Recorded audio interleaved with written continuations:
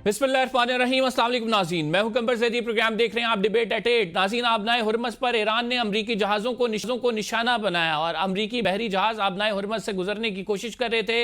ईरानी media का ये कहना है इसके नतीजे में उनको निशाना बनाया गया और अमरीका ने इसके जवाब में ईरान के किशम आइलैंड पर हमला किया, बंदर अब्बास पर भी हमला किया गया और ये झड़पें आबनाए हुर्मस पर जारी हैं। दूसरी जानिब अमरीकी मीडिया का दावा है और अमरीका से ये बातें आ रही हैं कि ये एपिक फ्यूरी का हिस्सा नहीं है। सीज फायर बरकरार है और ऑपरेशन फ्रीडम जो कि अमरीका की जानिब से ऐलान किया गया था, जिसमें मुख्तलिफ कश्तियों को अमरीकी जहाज़ों ने स्कॉट करके उनको आबनाए हुर्मस से गुजरवाना था, उसको रोक दिया गया। और ये रोका किस वजह से गया है? क्योंकि बैकडोर पर मुज़ाकरात चल रहे हैं और अमरीका का कहना है कि पाकिस्तान की जानिब से ये रिक्वेस्ट की गई है कि ऑपरेशन फ्रीडम को रोक दें और फील्ड मार्शल के कहने पर उन्होंने ऑपरेशन फ्रीडम को पॉज कर दिया है। क्या ऑपरेशन फ्रीडम रिज्यूम होगा?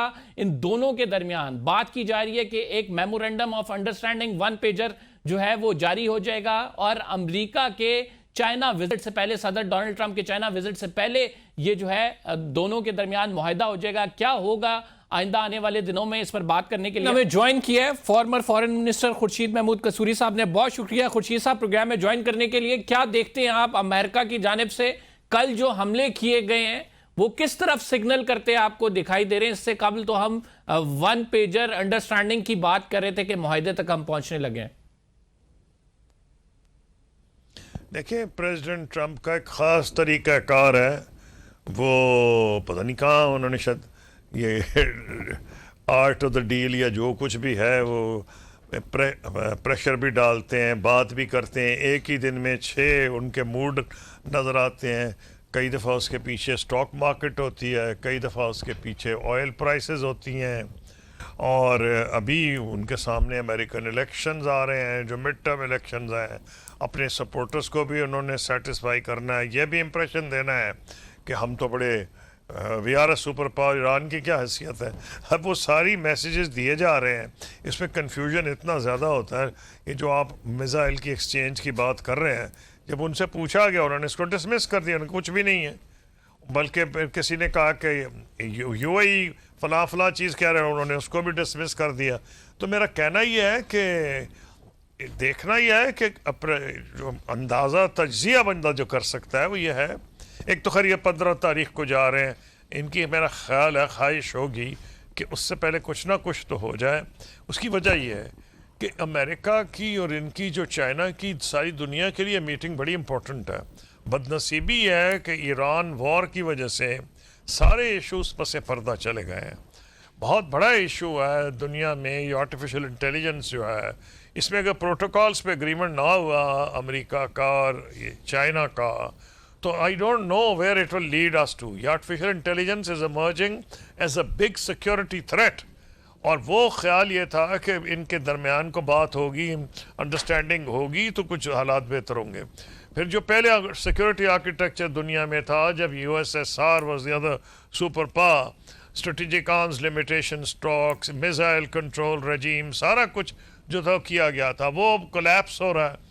अब उसका भी ख्याल था कि चाइना की विज़िट में नए आर्किटेक्चर का कुछ जिक्र होगा, लेकिन फिर जो प्रेसिडेंट ट्रंप का एक पसंदीदा मशगला है वो जिस पे चाहे जितने मर्जी टैरिफ्स उस पर आयत कर देते हैं, इस पर भी बात होगी इंटरनेशनल ट्रेड के ऊपर। लेकिन लग ये रहा है कि अगर इन्होंने ना ईरान का मामला हल किया, किसी न किसी को खाका बन जाए, कोई एग्रीमेंट हो जाए, फ्रेमवर्क हो जाए, तो हाईजैक हो जाएगा इंटरनेशनल एजेंडा सारा का सारा जो है, फिर वो ईरान पे फोकस होगा। ये जो हरमोस में जो का इशू है, वैसे मेरा तो ख्याल है कि प्रेसिडेंट ट्रंप के मफाद में इसलिए भी है कि जितने भी अब पोल्स आ रहे हैं उसमें क्लियर है कि मिड टर्म इलेक्शन को सामने रखते हुए उनको हर बंदा ये एडवाइस कर रहा है। डेमोक्रेट्स तो खैर है ही खिलाफ, नेचुरली रिपब्लिकन्स की भी जो लोग मागा मूवमेंट से ताल्लुक़ रखते हैं वो भी इनको छोड़ रहे हैं और वो कह रहे हैं कि ये तो आपने कहा था कि आप जंगों से अमेरिका को निकालेंगे, आप तो हमें जंगों में फंसा रहे हैं। तो ये एक तरफ तो नोबेल प्राइज हासिल करना चाहते हैं कि मैं पीस प्रेसिडेंट हूँ, दूसरी तरफ क्योंकि अब जाके फंस गए हैं, इसराइल ने इनको फंसा दिया है, मोसाद ने इन्हें फंसा दिया है वहाँ जाके। हालांकि अब न्यूयॉर्क टाइम्स ने बिल्कुल एक एक मिनट की रिपोर्ट आ गई है किस तरह इनको फंसाया गया। वो जो नेतन्याहू आए, किस तरह उनके मोसाद के चीफ ने ब्रीफिंग दी, किस तरह अमेरिकन इंटेलिजेंस ने प्रेसिडेंट ट्रंप को वार्न किया कि ये सब गलत ब्रीफिंग है, इंडिया ईरान में कोई ऐसी रजीम चेंज नहीं आएगी जिस तरह के मोसाद कह रहा है। लेकिन बहरहाल वो तो किस्सा है पारीना हो गया। लेकिन अब मसला ये है कि आप इसमें सवाल जो मिसाइल एक्सचेंज है ये पॉस्चरिंग है बहुत हद तक। जी खुर्शीद साहब, इसमें सवाल ये कि राइट नाउ अब चाइना विजिट से पहले हम क्या एक्सपेक्ट करें, क्योंकि जाहिर बात है कि चाइना विजिट जब होगा तो सबसे बड़ा एजेंडा आबनाए हुर्मुज़ बन जाएगा, और फिर ऐसे सिक्योरिटी प्रोटोकॉल में क्या यूएस प्रेसिडेंट इस खत्ते में आएंगे, एशिया की तरफ रुख करेंगे या नहीं, ये भी एक बड़ा सवाल है। हम जो वन पेजर अंडरस्टैंडिंग है उसके लिए हम देखते हैं कि प्रेशर और पोस्टरिंग जिसकी आप बात करते हैं, तो क्या ये किस हद तक मुफीद साबित होगा, इससे पहले हम कितना एक्सपेक्ट कर सकते हैं? मतलब 90% चांसेस आर देयर कि अंडरस्टैंडिंग हो जाएगी और 10% हम ये कहें कि नहीं, ये दोनों जब मिलेंगे तब भी जंग डिस्कस हो रही होगी। देखिए बात कुछ और है, बात यूं है क्या हमारा रोल ठीक है या नहीं। हिस्ट्री विल जज कि हमारा रोल ऑनरेबल भी है और हमारे मुल्क के मफाद में भी है। ऑनरेबल इसलिए है कि सारी दुनिया इस वक्त यहाँ अपना हुर्मुज़ के मसले को हल करना चाह रही है। सारी दुनिया का की जो इकॉनमी है दाव पे लग गई है, गुर्बत सारी दुनिया में बढ़ रही है बशमूल पाकिस्तान। तो हमारे तो मफाद में हम ये कर रहे हैं। नंबर 2, ये जो शिया सुन्नी वाली कहानी का कोशिश होगी कि इसराइल की कोशिश थी कि ये छेड़ दी जाए और मुसलमान आपस में लड़ मरे, उस पॉइंट ऑफ व्यू से भी अगर आप देखें तो आप ये पाकिस्तान की पोजीशन मुनफरिद है। हमारे यहाँ चाहे कोई मीडिया से ताल्लुक़ रखता है, किसी प्रोफेशन में है, फ़ौज में है, बिज़नेस में है, हमारा शिया सुन्नी वाला वो मसला नहीं है। यहाँ हर जगह पे शिया भी हैं, सुन्नी भी हैं, ये ना सऊदी अरब है और ना ईरान है। तो इसलिए हमारे लिए अपनी नेशनल जो कोहेजन है उसके लिए भी ज़रूरी है कि हम इसमें एक्टिव रोल लें करें। कोई तो वजह है, मैं भी ये रोल अदा करता रहा अपने दौर में जब मैं फॉरेन मिनिस्टर था, तो मैंने तो किताब में भी इसका जिक्र किया है। पाकिस्तान वाहिद मुल्क है जो ये पोजीशन ये कर सकता है, क्योंकि हमने ये रोल माजी में किया है। 1981 में हमारे वाशिंगटन में हम ईरान के इंटरेस्ट वॉच कर रहे थे जब इनके आपस में ताल्लुकात ख़त्म हो गए थे। तो पॉइंट ये है कि जो हम काम कर रहे हैं, फिर सऊदी अरब से हमारा डिफेंस रिलेशनशिप है। हम नहीं चाहते सऊदी अरब और ईरान के दरमियान को खटपट हो जाए या गल्फ़ के दरमियान ईरान के दरमियान को खटपट हो जाए। तो हम जो काम कर रहे हैं it's not only honourable but it is in our national interest. अब आप पूछ रहे हैं कि चांसेस कितने हैं। चांसेस का तो आपको ग्राउंड रियलिटी देख के अंदाज़ा लगाना पड़ता है, क्योंकि मैं ज्योतिषी तो नहीं हूँ। मैं तो आपको एनालिसिस करके बता सकता हूँ कि जितनी इंडिकेशंस हैं वो ये हैं कि अमेरिकन पब्लिक ये कह रही है कि it is not our war, ये इसराइल की वॉर है। ये पहली दफ़ा हुआ है कि इसराइल इस तरह बुरी तरह से अमेरिका में लताड़ा जा रहा है कि नॉट ओनली के अमेरिकन पब्लिक ख़िलाफ़ हो रही है, जो कि इसराइल का ट्रम्प कार्ड था, अमेरिका के यहूदी ख़िलाफ़ हो गए। उनकी भी पोलिंग हुई है। वो कहते हैं ये तो हमें बदनाम कर रहा है, ये तो और जो उनके सबसे बड़े पॉलिटिशियन हैं यहूदियों की अगर आप नुमाइंदगी चाहते हैं, सेनेटर बर्नी सैंडर्स, वो तो कहते हैं ये इसने जेनोसाइड कमिट की है नेतन्याहू ने। तो जो सबसे बड़ा इजराइल को नुकसान हुआ है कि वो लॉन्ग टर्म सपोर्ट जो अमेरिका की थी और अमेरिकन जोरी की थी वो भी उसके लिए अब कम होती जा रही है। तो एक तरफ तो उनका इलेक्शन आ गया प्रेसिडेंट ट्रम्प का, और रोज़ाना जो बयान देते हैं वो एक तरफ तो जब देखते हैं वो ज़्यादा अनपॉपुलर हो रहे हैं, कीमतें बढ़ रही हैं, तो एक ऐसा बयान देते हैं कीमतें गिरनी शुरू हो जाती हैं। अच्छा, लेकिन ये खेल लंबा नहीं चलेगा। अब जो हालात हैं सारी दुनिया के, और अब ये जब जा रहे हैं वहाँ, तो अब मैं उसका जवाब ये दे रहा था, अब मुझसे पूछ रहे थे, मैं बताऊँ चांसेस क्या है। ईरान का बुरा हाल है। ईरान में उन्होंने को 4,500 3,500 बंदा शहीद कर दिया है, तमाम लीडरशिप उनकी शहीद कर दी है। 20,000 ज़्यादा बिल्डिंग्स इंफ्रास्ट्रक्चर उनका तबाह कर दिया है। तो नेचुरली वो भी अमन तो चाहते हैं ना, बिल्कुल। लेकिन जिन शराइत पे हम प्रेसिडेंट ट्रम्प शुरू से कह जा रहे थे, अब तो नहीं कह रहे सरेंडर करो, अब वो जो सबसे बड़ा चैलेंज अमेरिका के लिए है कि ईरान ने ये साबित किया है कि आज के दौर में असिमेट्रिकल वॉरफेयर में आपके जितने मर्जी एयरक्राफ्ट कैरियर्स हों, जहाज हों, दूसरे बंदे के पास अगर ड्रोन्स भी हो तो आपकी जिंदगी हराम कर सकता है। एक खुर्शीद साहब, जो ऑपरेशन फ्रीडम है, ड्रोन्स के अलावा मिसाइल्स भी हैं और उन्होंने बाकायदा जवाब दिया है इनको, और इनके लिए आसान नहीं रहा कि ये विक्ट्री डिक्लेयर करके वहां से गायब हो जाए। जी, ऑपरेशन फ्रीडम की अगर बात करें, ये कैसे मतलब ऑपरेशन है? अमेरिका एक हफ्ते ऑपरेशन फ्रीडम अनाउंस करता है, फिर कहता है कि पाकिस्तानी फील्ड मार्शल की रिक्वेस्ट पे हमने ऑपरेशन फ्रीडम बिल्कुल खत्म कर दिया है। यानी अपना ही अनाउंस किया हुआ ऑपरेशन वो पूरा हफ्ता भी नहीं गुजरता और उसे वापस ले लिया जाता है। तो ये किस तरफ पोस्टरिंग करता दिखाई दे रहा है आपको? ये पोस्टरिंग नहीं, मेरा ख्याल है उसकी बुनियादी वजह यह है कि सऊदी अरब ने भी शायद इनको कह दिया था कि हमारे अड्डे इस्तेमाल मत करना तुम, ये इसमें तो पाकिस्तान ने भी यही कहा था। पाकिस्तान की एडवाइस इनको सही थी और इन्होंने पाकिस्तान को अगर क्रेडिट दिया है तो मुनासिब क्रेडिट दिया है। पाकिस्तान की शुरू से ये कोशिश रही है। तो मैं आपको ये तो नहीं कह सकता कि ट्रंप साहब को क्या ख्वाब आएगा, वो क्या करेंगे, लेकिन मेरा ये as a student of history ये डेफिनेट मेरा अंदाज़ा है कि कई दफ़ा छोटी छोटी गलती से अनएक्सपेक्टेड रिजल्ट्स हो जाते हैं। तो कोई ऐसा ना हो कि रशियन रूलेट खेल रहे हैं और मामला बहुत ख़राब हो जाए, क्योंकि अभी तो इंडिकेशन यही है कि ईरान का भी यही इंटरेस्ट है, अमेरिका का भी यही इंटरेस्ट है कि जंग ख़त्म हो।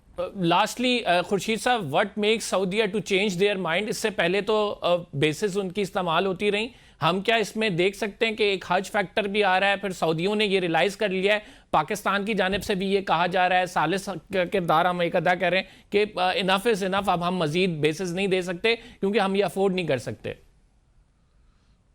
नहीं, सऊदी अरेबिया की तो एक पोजीशन शुरू से है बिल्कुल फ़र्क और वाज़ेह। उन्होंने मसलन उन्होंने इसको क्या नाम है, इजराइल को रिकग्नाइज नहीं किया अंडर इब्राहिम अकॉर्ड्स।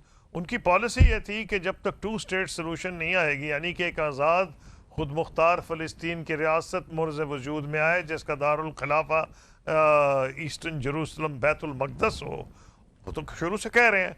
तो उस लिहाज से उनकी पॉलिसीज़ दूसरों से मुख्तलिफ थी जिन्होंने इजराइल को रिकग्नाइज किया, नंबर 1। नंबर 2, इसलिए वो इट मेक सेंस कि तो इतना बड़ा मुल्क है, वो तो मेरा ख्याल है वो तो कोई ईरान हमसे दुगना है, वो शायद ईरान से दुगने टेरिटरी में, और दौलत भी उनके पास बहुत है, आबादी है उनकी कोई 30 मिलियन के करीब, ईरान की तो खैर 90 के करीब है। तो एक मुल्क है जिसकी आबादी भी है, पब्लिक ओपिनियन का उसको ख्याल रखना पड़ता है, और वहाँ पब्लिक ओपिनियन की वजह से ही वो कह रहे हैं कि हम इजराइल को रिकग्नाइज नहीं करेंगे जब तक फ़लस्तीन की रियासत मुर्ज़ वजूद में नहीं आती। तो उनकी पॉलिसी वैसी नहीं है जैसे दूसरे मुल्कों की थी। जी खुर्शीद साहब, आखिर में ये जो ऑयल प्राइसेस हैं ये गिरती है, बढ़ती है, और जो अमरीकी वेबसाइट्स हैं उसमें कहा भी जा रहा है कि ट्रंप के जो करीबी लोग हैं वो इससे बहुत ज़्यादा ट्रेड करके कमा रहे हैं। तो मार्केट को कंट्रोल करने के लिए जो स्टेटमेंट्स दी जाती हैं डोनाल्ड ट्रंप की जानिब से, और फिर कोई एक आध हम स्क्रिमिशेस भी देखते हैं आबनाए हुरमज़ पे, इसको आप कैसे देखते हैं? जी खुदा करे गलत हो, लेकिन बहुत से लोग यही कह रहे हैं जो आपने जिसका इशारा किया है, लोग यही कह रहे हैं कि प्रेसिडेंट ट्रंप एक दिन कह देते हैं अमन हो जाएगा, फिर एक मिसाइल चला देते हैं कि क्योंकि मिसाइल जब चलाते हैं तो अपने बेस को सपोर्ट करना चाहते हैं। हालांकि मेरा अपना ये ख्याल है कि उनका बेस भी अब ये समझ रहा है कि ये प्रेसिडेंट ट्रंप ने एक ऐसी जंग में हमें फंसा दिया है जिसका उन्होंने वादा किया था कि वो दूसरे सुदूर की तरह जंग में अमेरिका को नहीं फंसाएंगे। तो एक बहुत बड़ी कॉन्ट्रडिक्शन है ये जो बात आप कह रहे हैं कि जी स्टॉक मार्केट और ऑयल मार्केट, ये तो बहुत से लोग कह रहे हैं, लेकिन ये तो ज़्यादा फैसला अमेरिकन ने करना है। क्या उनके कानून हैं, सारे हैं इसमें। मैं तो सिर्फ ये कह सकता हूँ कि करंटली मेरा अपना अंदाज़ा है कि प्रेसिडेंट ट्रंप को सूट नहीं कर रहा कि ये जंग तूल पकड़े, क्योंकि उसका भारी नुकसान उनको होगा मिड टर्म इलेक्शंस में। देखें अभी तक तो लोगों का ख्याल था ना कि शायद वो लूज़ कर जाएँ हाउस ऑफ रिप्रेजेंटेटिव्स। अब तो लोग ये भी इशारे दे रहे हैं कि वो कांग्रेस जो ये है सेनेट, उसमें भी उनकी 4 मेंबर जब मेजॉरिटी ख़त्म ना कहीं हो जाए, अगर वो ख़त्म होगी तो वैसे ही कुछ नहीं कर सकेंगे वो। तो मेरा ख्याल यही है कि जब तक को बहुत बड़ी बदनसीबी ना सरजद हो जाए, इंडिकेशन यही है कि इसका कोई रास्ता नहीं सिवाय diplomatic negotiated solution. Thank you very much. हमारे साथ farmer foreign minister Khurshid Naqvi साहब मौजूद थे। वो कह रहे थे मुज़ाकरात के अलावा और कोई रास्ता नज़र नहीं आता, क्या इन दोनों के दरमियान मुआहिदा होगा या नहीं। गुफ्तगू के सिलसिले को आगे बढ़ाएंगे, लेकिन प्रोग्राम में एक छोटा सा ब्रेक शामिल करेंगे। We will be right back after this short break. Welcome back नाज़रीन, ईरान अमेरिका जंग पर बात कर रहे हैं। हमें ज्वाइन किया है एयर वाइस मार्शल साजिद हबीब साहब ने, दिफाई तज्जिया कार हैं। हमारे साथ मौजूद हैं डॉक्टर कंदील अब्बास साहब, माहिर बैनुल-अक़वामी उमूर हैं। आप दोनों मोअज़्ज़ज़ मेहमान ग्रामी का शुक्रिया। Starting from you air vice marshal साहब, मार्को रूबियो की रीसेंट स्टेटमेंट है जिसमें वो कहते हैं कि हम ईरान की तरफ से जो जवाब आना है उसका इंतजार कर रहे हैं, और जो गुज़िश्ता रात वाला हमला था ये एपिक फ्यूरी का हिस्सा नहीं थे। कैसे देखते हैं आप इस स्टेटमेंट को? मैं समझता हूँ कि जो बैकडोर डिप्लोमेसी है वो मेरे नज़दीक मुस्बत अंदाज में चल रही है, इसलिए कि दोनों साइड्स, दोनों इधर अमेरिका का और इधर ईरान के, दोनों के अपने अपने लेवल के ऊपर बहुत ज़्यादा नुकसानात हुए हैं। वो भले इन टर्म्स ऑफ इंफ्रास्ट्रक्चर हैं, मिलिट्री एसेट्स हैं, या आई वुड से कि डिप्लोमेटिक लेवल के ऊपर जो इनको स्पेशली जो यूएसए के साथ हुआ है, इंटरनेशनल रिलेशन के ऊपर जो इनको डैमेज हुआ उसकी वजह से, दोनों मेरे नज़दीक सीरियसली मूव कर रहे हैं। आप देखिए कि हर हरकत के बाद, हर झड़प के बाद, वो लफ्जी झड़प हो या कोई मिलिट्री झड़प हो, जैसे कुछ दिन पहले भी फायरिंग हुई, अभी ये लेटेस्ट भी जो है इन्होंने 2 ईरानियन पोर्ट्स के ऊपर इन्होंने, अमेरिका ने उसको टारगेट किए हैं और उन्होंने अपनी बोट्स के साथ रिस्पॉन्ड किया था।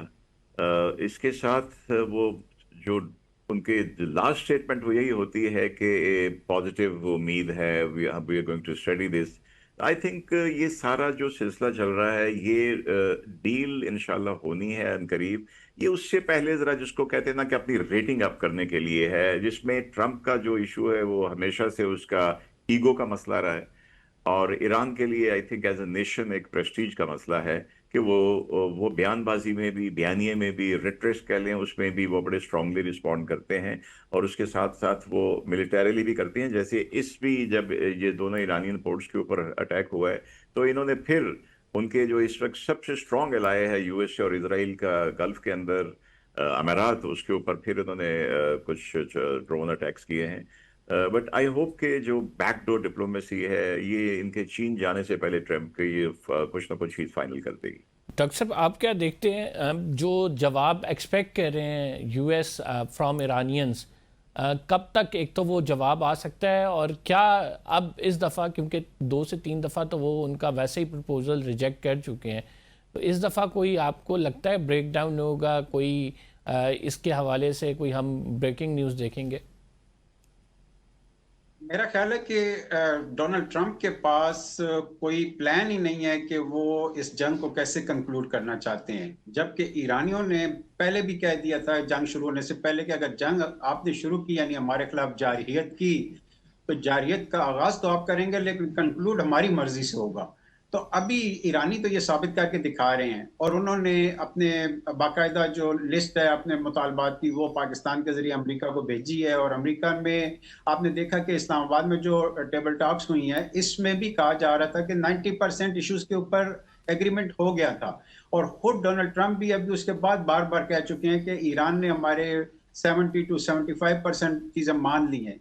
तो ऐसी सूरत में अब अरागची साहब का आज स्टेटमेंट आया, जो ईरान के फॉरेन मिनिस्टर हैं, कि जब भी मुज़ाकरात नतीजा खेज साबित हो रहे होते हैं तो डोनाल्ड ट्रंप मजीद वो जंगी कार्रवाइयां करके माहौल को खराब कर देते हैं।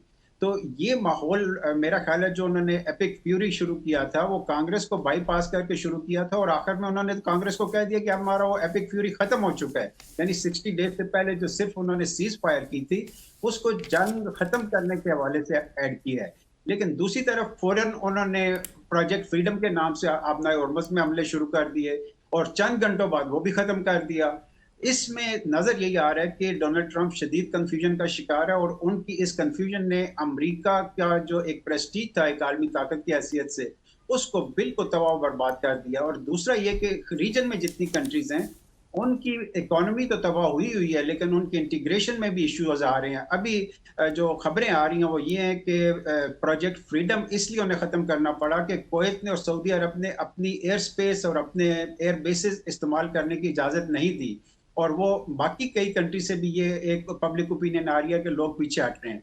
ऐसी सारी सूरत हाल का क्रेडिट मेरा ख्याल है ईरान को देना चाहिए कि वो एक ऐसी सूरत में जबकि ना तो यूनाइटेड नेशंस इन्वॉल्व थी, ना कोई इलाकाई ममालिक इन्वॉल्व थे, उस इसराइल और अमेरिका ने उनके खिलाफ जारहियत की, और सारी जारहियत का ना सिर्फ ये कि रिटेलिएट किया, जवाब दिया, बल्कि सफारती मैदान में भी उन्होंने अमेरिका पे साबित किया कि जो चीजें वो जंग में नहीं जीत जी सके जी उन्हें वो मुज़ाकरात जी की मेज पे कामयाबी नहीं किसी ना जीतने किसी हद तक हासिल की है। साजिद साहब, राइट नाउ अगर यूएई की पॉलिसी देखें, कल भी जो अटैक्स हुए हैं वो यूएई की कोऑर्डिनेशन के साथ हुए हैं। राइट, अगर इस सारे मामले में हमें सऊदी अरब पीछे हटता नज़र आ रहा है, कुवैत नज़र आ रहा है, तो एक जो मुल्क है खसूसन खलीज में वो तो बड़ी वाज़ेह पॉलिसी अपनाए हुए है। आपकी किस पे क्या टेक है? बिल्कुल सही कह रहे हैं। कल तो इराकशी साहब ने बड़े क्लियरली कहा कि इस वक्त पूरे गल्फ रीजन में इजराइल और अमेरिका का सबसे बड़ा जो साथी है वो अमारात है, यूएई है। तो बड़े क्लियरली कहा है उसने। और मैं समझता हूँ कि इसके साथ यूएई की जो है, मैं शायद बड़ा लफ्ज में कह दूं कि इसकी टूट फूट शुरू हो जाएगी। ऑलरेडी शारजा के बारे में बातें आ रही हैं कि वो शायद इससे अलग होना चाहेगा। कतर देख लीजिए, बिल्कुल हट गया, जबकि हम जंग से पहले समझते थे कि कतर जहां जिसके ऊपर सबसे बड़ा नेवल बेस है, अमेरिका का सबसे ज्यादा फोर्सेज हैं वो, और इसराइल के साथ ताल्लुकात भी हैं, मीडिएशन भी कराता रहा है वो इस सारे प्रोसेस में। लेकिन आप देखिए कि कतर ने बड़े राइट मौके के ऊपर बड़ा उससे जिसको कहते हैं कि सही स्टांस लिया उन्होंने। जब ट्रंप ने बात की थिक ऑफ द वॉर में कि हम एक सिविलाइजेशन को, हम ईरान को मैप ऑफ द अर्थ से वाइप आउट कर देंगे, तो अगले ही दिन कतर ने ऑफिशियली आके मीडिया के सामने उनके स्पोक्स पर्सन ने कहा कि कोई कुव्वत किसी मुल्क को सफाई हस्ती से नहीं हटा सकती और हमने को एग्जिस्ट करना ईरान के साथ। तो ये देखिए जो इनका एक, और फिर ओपेक से अमारात का निकल जाना पहले से भी उनके इरादे थे। सऊदी अरब ने बिल्कुल पुल बैक कर लिया है, क्योंकि सऊदी अरब, यमन में सऊदी अरब के साथ अमारात ने कोशिश की थी, लेकिन आप देखिए कि सऊदी अरब की वार्निंग के 24 घंटे के अंदर यमन से अपने ट्रूप्स और चीजें सारी वापस बुलाओ, बल्कि उनके 2 शिप्स को भी हिट किया। तो ये फूट का अमल तो ऑलरेडी शुरू हो चुका है। एक पूरे रीजन के अंदर भी जो अलायंसेस थे या सबके पास अमेरिकी बेसिस थे, उसका भी। एंड ऑब्वियसली इसका मैं बिल्कुल एग्री करूंगा कि क्रेडिट तो ईरान को जाता है, जिसने इतनी ज्यादा तबाही सह कर ये सारा कुछ किया। तो अमारात का मुस्तकबिल मुझे कुछ अच्छा नजर नहीं आ रहा, और ये इनका ये रवैया इनके साथ मेरे ख्याल में तो इनको कहीं ना कहीं ले डूबेगा। अच्छा किया कि हमने उनके पैसे जो है वापस कर दिए, हम कहीं और से ले लेंगे, हमारा क्या मसला है। कंदील साहब, अगर देखें वो यूएई और सऊदीया की प्रॉक्सीज की बात करें, ना सिर्फ वो आपको यमन में नज़र आती हैं, बल्कि सोमाली लैंड, सोमालिया, नाइजीरिया, मुख्तलिफ इलाकों में नज़र आती हैं। Do you think so it's the point के जहाँ पे मामलात ऐसे आ गए हैं कि दोनों ने एक एक्सट्रीम पोजीशन ले ली हुई है, और वो एक्सट्रीम पोजीशंस अब जो पोस्ट वॉर सिनेरियो है उसमें पावर इम्बैलेंस के हवाले से बड़ा इस खित्ते में जो पावर इम्बैलेंस होगा उस चीज़ की तरफ जाती दिखाई दे रही हैं? मैं बिल्कुल एग्री करूंगा आपसे। देखिए, बात यह है कि अमारात ने अभी जो एक लाइन ऑफ एक्शन अडॉप्ट की है, वो बिल्कुल मैं एग्री करूंगा कि उन्होंने ऐसी लाइन ऑफ एक्शन अडॉप्ट किया जो उनको खुद डिसइंटीग्रेट कर देगा या तबाह बर्बाद कर देगा। उसकी वजह यह है कि जो उनकी पावर मुस्लिम उम्मा थी, और सबसे पहले उन्होंने मुस्लिम उम्मा से एक लिहाज से मुंह मोड़ लिया है। उन्होंने, देखिए, आप ओपेक से पीछे हटने की अभी अटेम्प्ट आई है उनकी, लेकिन इससे पहले उन्होंने सऊदी अरब के साथ अपना कंपटीशन शुरू कर दिया था। हालांकि गल्फ कोऑपरेशन काउंसिल जीसीसी जो है, ये अरब दुनिया की और मुस्लिम वर्ल्ड की एक यूनिटी की अलामत थी, और वहां से वो बाहर निकल आए। और इससे पहले ये हुआ कि जब इब्राहिम अकॉर्ड की बात चल रही थी, तो सऊदी अरब का ये ख्याल था उस वक्त कि मुस्लिम उम्मा ने अगर कोई सिलसिले में फैसला करना है तो वो मिल के करें और एक यूनाइटेड एक स्टेप लिया जाए।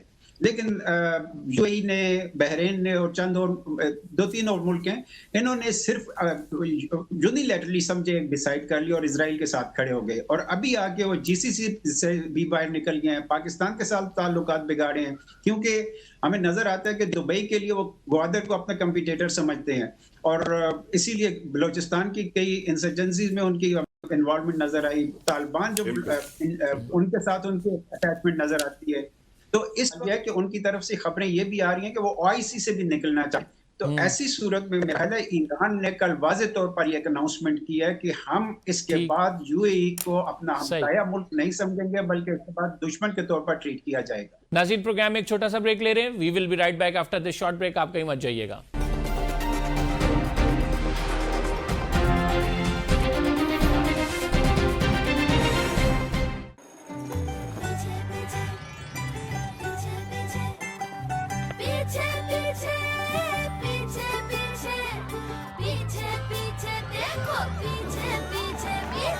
तुम स्कूल में इतना पीछे पीछे क्यों रहती हो?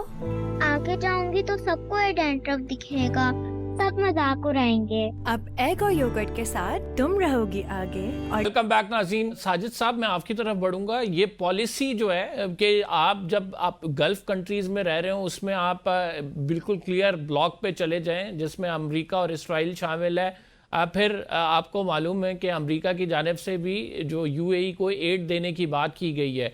अब इस सारे मामले में अगर पोस्ट वार सिनेरियो देखें तो आप किस तरह से देखते हैं? क्योंकि ट्रेड जो कर रहे हैं, ईरान के साथ बहुत बड़ा ट्रेड था, लेकिन अब वो ट्रस्ट डेफिसिट बहुत बढ़ गया हुआ है। मेरा नहीं ख्याल इसके बाद से वो वाला जो ट्रस्ट है वो दोबारा से हो सकता है जो कि इन दोनों ममालिक के दरमियान था। तो फिर क्या यूएई अल्टरनेट देखेगा? वो हमेशा यही कोशिश करेगा कि यूएस और इसराइल से अपने मफादात को अलाइन रखे, या फिर जो खित्ते के दीगर ममालिक हैं उनकी तरफ वापस बढ़ेगा?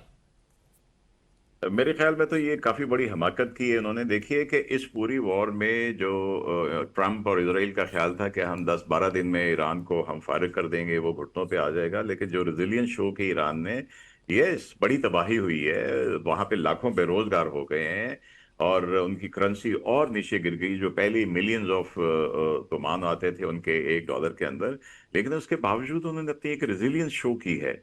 और सबको, बाकी स्टेट्स को पता चल गया, हर अरब मुल्क में अमेरिकी अड्डे थे, लेकिन सबको पता चल गया कि ये आयरन डोम इजराइल के लिए था, इनके लिए नहीं था, क्योंकि इन सब के ऊपर ईरान ने इनको पेनिट्रेट करके बता दिया कि this iron dome is not for you, इसको पेनिट्रेट किया जा सकता है। तो जो मुल्क थे वो समझ गए। कुछ ट्रंप ने अपनी जो जुमलेबाजियां, बदतमीजियां जो थी, उससे काफी लोगों को, एमबीएस को और लोगों को नाराज कर दिया। हाँ, इंडिया के बारे में उसने ठीक कहा था, लेकिन एमबीएस को नाराज किया उसने। तो अब देखे, बाकी सारे तो समझ गए हैं। एक और चीज मैं आपको बताऊं, जिन दिनों वॉर सीज फायर की बातें हो रही थी, तो वेरी सीनियर जो अमेरिकन एनालिस्ट थे, I was listening to some of them, उन्होंने कहा जी कि क्या हाल, अभी सीज फायर हो जाएगी? ये अभी सीज फायर हुई नहीं थी। तो उस एनालिस्ट ने कहा कि पूरे रीजन में Saudi Arab will go with the United states. वो नहीं इंसिस्ट करेगा कि वॉर जारी रहे, वो जिसको कहते हैं ना कि बस साथ साथ चलेगा, क्योंकि अभी तक उसको इससे पूरी तरह से, एक तरह से इसके शिकंजे से आज़ाद नहीं है, तो वो अभी करेगा। कतर का उसने कहा कि इंस्टेंटली मानेगा कि सीज फायर होनी चाहिए। उन्होंने कहा एक मुल्क जो चाहेगा कि ईरान के ऊपर भले न्यूक्लियर बम बरसाना पड़े, वो यूएई था। ये वॉर अभी सीज फायर शुरू नहीं हुई थी, उससे पहले के ये अमेरिकन वेरी सीनियर एनालिस्ट के ये बयान थे। तो ये एटीट्यूड है इनका। आप देख लीजिए, वहां पे सिनागॉग बना रहे हैं, वहां पे मंदिर बना रहे हैं, इधर मोदी से उनकी मुलाकातें हो रही हैं, नेतन्याहू से इनके सिलसिले चल रहे हैं। तो I think they are going to isolate. जब बाकी सारे और नए अलायंसेस बनेंगे, हमारा ऑलरेडी एक शुरू हो गया कि सऊदीया के साथ हो गया, अब तो हमारे जहाज भी वहां पे 1 महीना तकरीबन हो गया वहां पे गए हुए हैं, और कतर शुड बी विलिंग, उधर से तुर्की के साथ हो जाएगा। तो ये बिल्कुल आइसोलेट अपने आप को करता जा रहा है। अभी भी वक्त है, संभल जाए, वरना आई थिंक मुझे इसका मुस्तकबिल कोई एज यूनाइटेड अरब एमिरेट नजर नहीं आ रहा। डॉक्टर साहब, अगर हम बात करें कि इस सारे मामले में जो रोल है पाकिस्तान का, जारी बात है वो मीडिएशन का रोल है। आज भी जो डोनाल्ड ट्रंप है, उन्होंने कहा कि हमने जो ऑपरेशन फ्रीडम है वो फील्ड मार्शल के कहने पर रोका है। पाकिस्तान इज़ फैंटास्टिक और पाकिस्तान इज़ कंसिस्टेंट। पाकिस्तान ने जो निगोसिएशंस करा रहा है वो उसको मैचलेस हैं। ये सारी बातें तो की जा रही हैं, but how can we translate into आप ये कह सकते हैं कि अपने फ़ायदे में इकोनॉमिक मीन्स में, या फिर हम कोई रियायत ले सकें, क्या किस तरह से हम ये कर सकते हैं?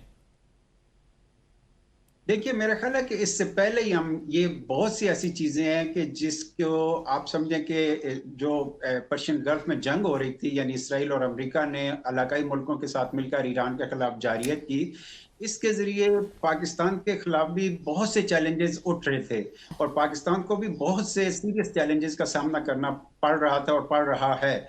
इसमें मेजर जो है वो एक आप देख लें कि जो इकोनॉमिक क्राइसिस आए हैं, एनर्जी की प्राइसेस बढ़ी हैं, लेकिन पाकिस्तान बड़ी खूबसूरती के साथ, जैसे 73 में हमने देखा 1973 में कि अमेरिका और चीन के दरमियान हम ब्रिज बने और अपने आप को एक रीजनल पावर से इंटरनेशनल प्लेयर के तौर पर हमने पेश किया। इस वक्त भी पाकिस्तान ने बड़ी खूबसूरती के साथ बिल्कुल राइवल स्टेट के साथ अपने रिलेशंस को बैलेंस रखा। यानी एक आप देखें कि अरबों के साथ, सऊदी अरब और बाकी अरबों के साथ बहुत अच्छे पाकिस्तान के रिलेशन, लेकिन अच्छे हमसाया मुल्क के तौर पे। इसी तरह अमेरिका के साथ अगर अच्छे हैं तो चीन और रूस के साथ भी अच्छे हैं हमारे। यानी ये हमें दुनिया में कोई शायद और ऐसा मुल्क ना मिले।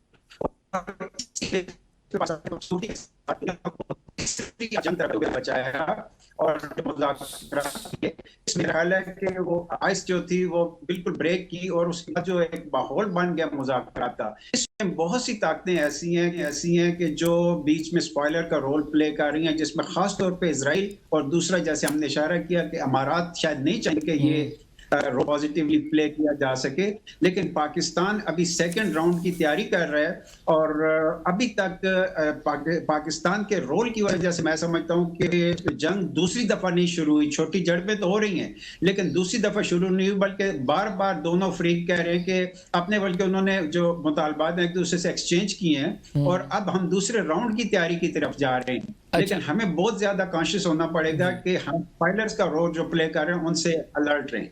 ठीक ठीक, स्पॉयलर्स के रोल पे ही बात करेंगे। इसराइल की जब बात करते हैं, साजिश जंग बंदी है लेबनान और इसराइल में, इसके बावजूद हमले किए जा रहे हैं।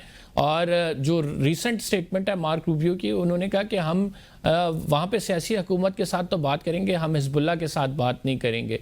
लेकिन ओवरऑल हिजबुल्लाह ही वहाँ पे पावरफुल एंटिटी है और जो कि जवाब दे रही है लेबनान की तरफ से इसराइल को।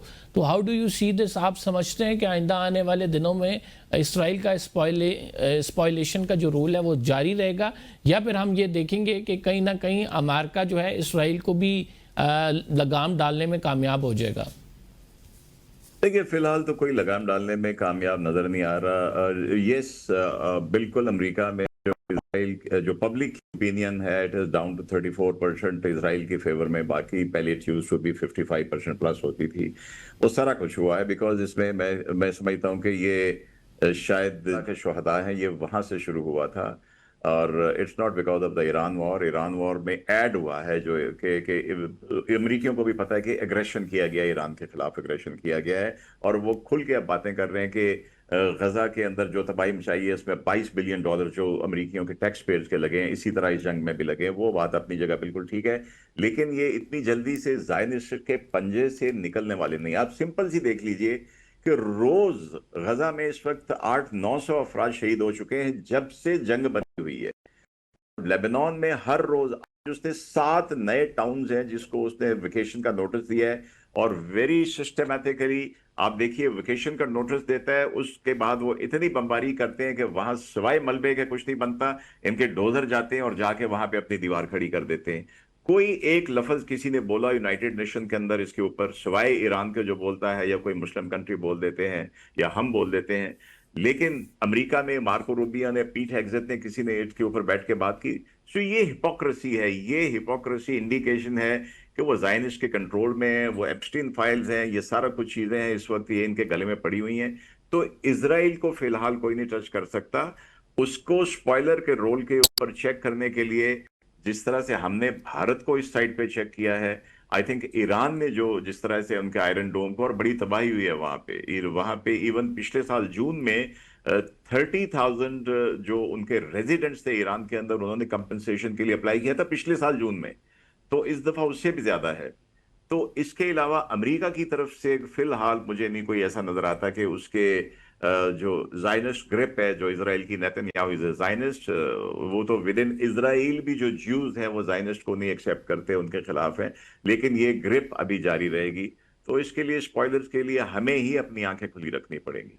डॉक्टर साहब, आखिरी सवाल आपसे करूंगा कि when we talk about China and America relations और विजिट की बात करें, 5 कंपनियों को बैन किया गया बिफोर प्रेसिडेंट ट्रम्प्स विजिट, और इस पर जो चाइना है उसने रिटालिएट भी किया, उसने इसके बारे में जो है अपनी राय भी दी।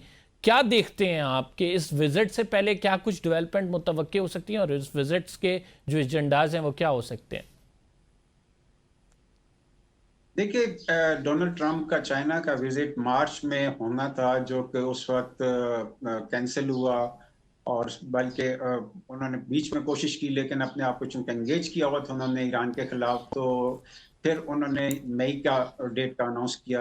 और 2 हफ्ते पहले चाइना की तरफ से एक पैगाम डोनाल्ड ट्रंप को दिया गया था कि आप जब चाइना आ रहे हैं तो उससे पहले मिडिल ईस्ट में जो इश्यूज हैं पर्शियन गल्फ में, इनको रिजॉल्व करके आए। यानी उस वक्त मुज़ाकरात इस्लामाबाद में चल रहे थे, और चाइना की ये ख्वाहिश थी कि पाकिस्तान जो रोल प्ले कर रहा है ये कंक्लूड हो जाए। इसलिए डोनाल्ड ट्रंप एम्बिशियस हैं बहुत ज़्यादा, वो चाइना को एक मैसेज कन्वे कर रहे थे कि जी मैं जब चाइना हूं तो मैं ये चाह रहा हूं कि शुमाली कोरिया के साथ भी हमारे इश्यूज रिजॉल्व हों और हम एक डील कर लें। यानी वो इतने ओवर कॉन्फिडेंट थे कि हम ईरान के साथ तो डील करके आएंगे, वहां पे हम अपनी कामयाबी ले चुके हैं, अब हम शुमाली कोरिया के साथ, नॉर्थ कोरिया के साथ भी डील करना चाहते हैं। तो चाइना ने फिर उन्हें रिकमेंड किया था कि हम आपको नॉर्थ कोरिया के साथ तो बिठा देंगे, लेकिन शर्त यह है कि आप वहां से इश्यूज कंक्लूड करके आए। अब जो जा रहे हैं सिर्फ ये इश्यूज नहीं है, बल्कि खुद चाइनीज जो शिप्स हैं उनको भी अटैक किया इन्होंने, अमेरिकन ने, और कई चाइनीज कंपनीज के ऊपर उन्होंने सैंक्शंस लगा दिए हैं। तो मेरा ख्याल है बड़े नेगेटिव में वो चाइना जा रहे हैं, और इसकी कोई अचीवमेंट बहुत मिल सकेंगी उनमें। थैंक यू वेरी मच आप दोनों मौजूद मेहमान ग्रामी का शुक्रिया। प्रोग्राम का टाइम खत्म हो गया नाज़रीन, अगले प्रोग्राम में आपसे मुलाकात होगी। कंबर ज़दी को इजाज़त दीजिए, अल्लाह ने के पास।